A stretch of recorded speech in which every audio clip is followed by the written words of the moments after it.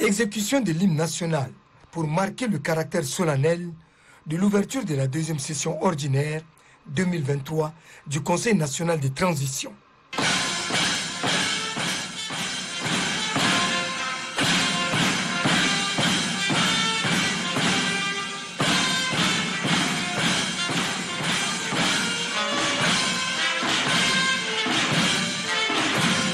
Cette deuxième session du Conseil national de transition est rehaussée par la présence du ministre d'État, ministre des Affaires étrangères, des Tchadiens de l'étranger et de la coopération internationale,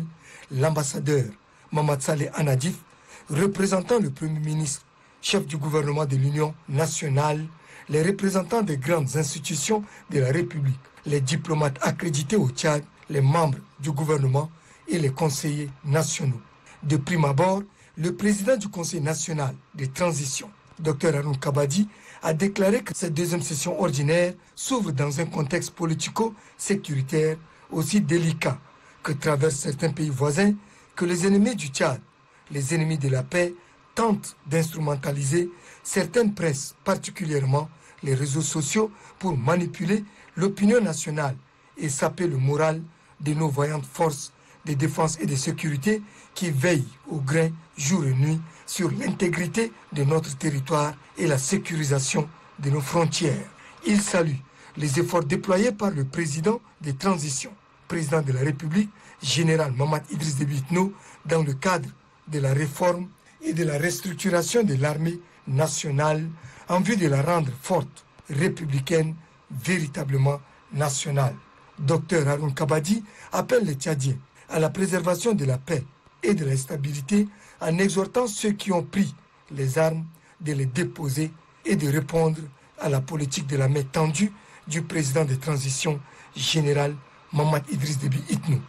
Il salue également les tournées du chef de l'État à l'intérieur du pays qui lui ont permis de s'imprégner des réalités que vivent ses compatriotes de l'arrière-pays. Dr Haroun Kabadi a également salué la distinction faite au ministre d'État, ministre de la Femme et de la Solidarité nationale, Amina Priscille Longo, pour traduire dans les faits l'importance que les plus hautes autorités de transition accordent à la femme tchadienne.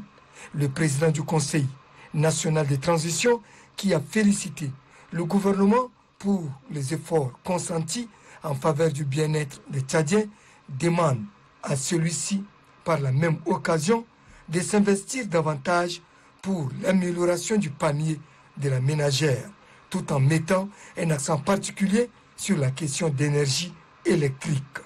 Dr Haroun Kabadi a saisi l'opportunité pour appeler les autorités politiques, civiles et militaires à prendre à bras le corps la sempiternelle question du conflit agriculteur-éleveur qui a tant endeuillé des familles tchadiennes. Le président du Conseil national de transition d'appeler les Tchadiens de tous bords à s'impliquer sans demi-mesure dans le processus électoral, notamment la révision du fichier électoral en vue du référendum. Avant de conclure que cette deuxième session ordinaire qui débute ce mercredi 6 septembre 2023 aura à examiner 8 projets d'ordonnance soumis à ratification. Les Tchadiens sont témoins des réalisations faites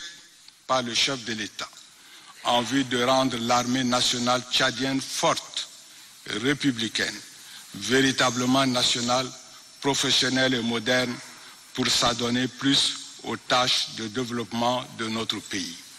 La révalorisation du traitement des éléments des forces de défense et de sécurité, la promotion des grades, la mise à disposition des infrastructures socio-sanitaires, le suivi des carrières et la dotation en moyens et équipements de dernière génération participent de cette vision éclairée du chef de l'État. Notre vaillante armée, qui brave la faim, la soif et toutes les intempéries liées aux conditions précaires de terrain, mérite un traitement à la hauteur de sa lourde mission de défense et de sécurité. Le Conseil national de transition apporte son indéfectible soutien aux forces de défense et de sécurité et salue la présence quasi régulière